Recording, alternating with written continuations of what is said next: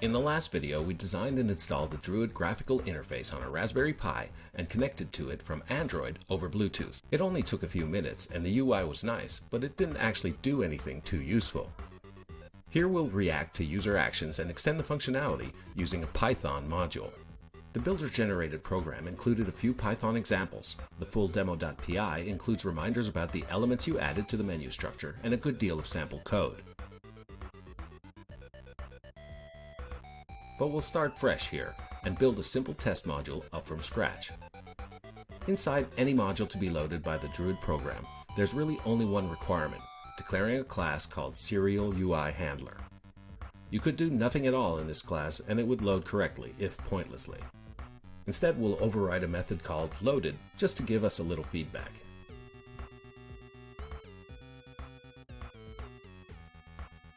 While we're at it, adding two methods to notify us of the presence of a remote user would be nice.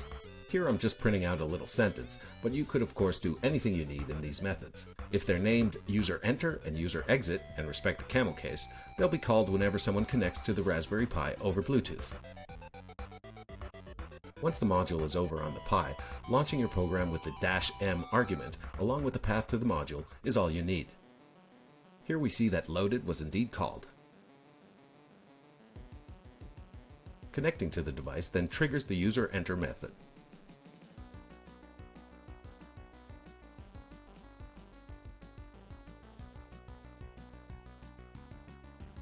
After messing around a bit, we back out of the menu and you can see that user exit was triggered. Okay, kill that and back to editing. We'll now override a method called heartbeat that should be called repeatedly while the user is around.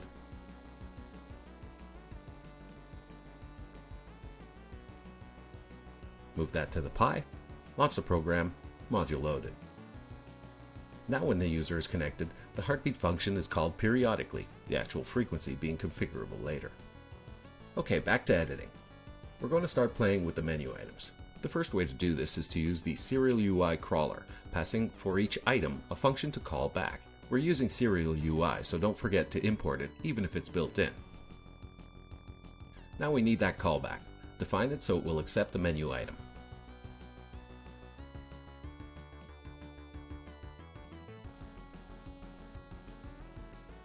And be sure to return a true value, otherwise the for each loop will terminate. This is a good way to say skip a certain submenu. For now though, just return true. Okay, move that over and launch it. Now, after the load, we have the output from repeated calls to our callback from the for each item loop. Notice that I've designed this interface to have multiple items with the same thermostat key. So now we'll be using some Pi Serial UI stuff you need to have installed, as shown on the website. Pi Serial UI includes some wrappers around the basic built-in Serial UI objects to make extending the items easier. Here we'll wrap those three thermostat inputs in a class to override the changed callback and output something different.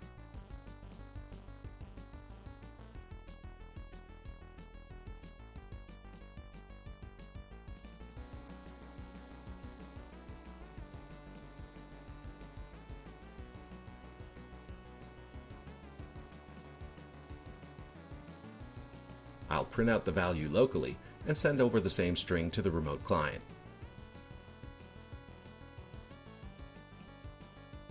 When using wrappers like this, we need somewhere to make the references persistent so we can hold on to them and they're not garbage collected. A little array will do.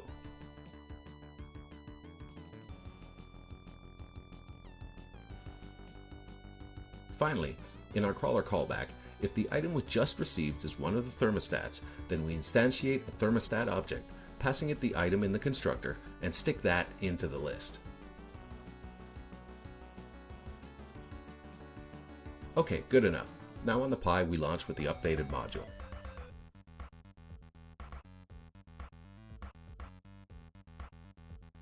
Now, anytime we update one of the thermostat inputs, you can see our override printout both on the Pi and in the remote client.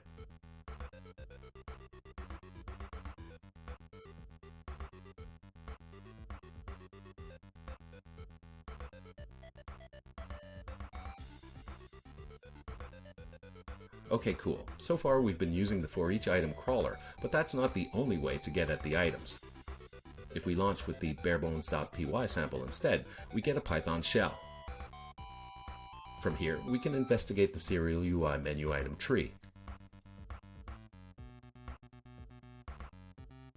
You can see in the basement submenu we have a couple of commands, so we'll play with those. First, we'll define a simple global callback function for the garage door.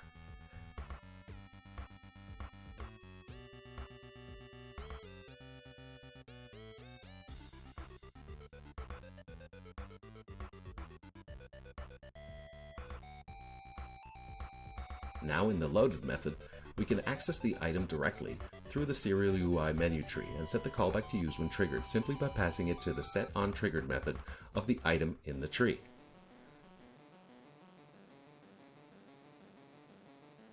For the next command, we'll go the fancier way by defining our own wrapper class based on Pi Serial UI's wrappers command and override the triggered method.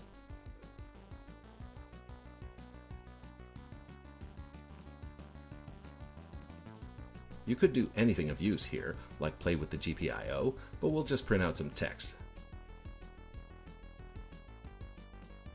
In the loaded method, we need to create and hold on to an instance of this class, passing it the right command menu item from the Serial UI tree. In this case, that's Emergency Flush in the basement container.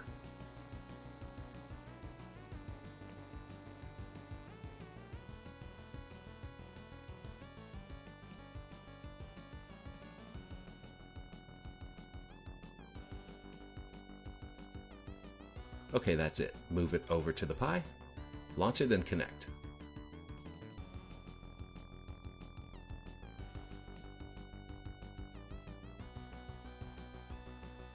Now when we go to the basement and click on the commands, the callbacks are triggered as expected.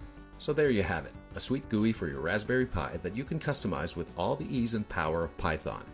Hope you enjoyed the walkthrough and will soon be creating your own projects with Druid and Python. Check the links below for more details and have fun. Cheers!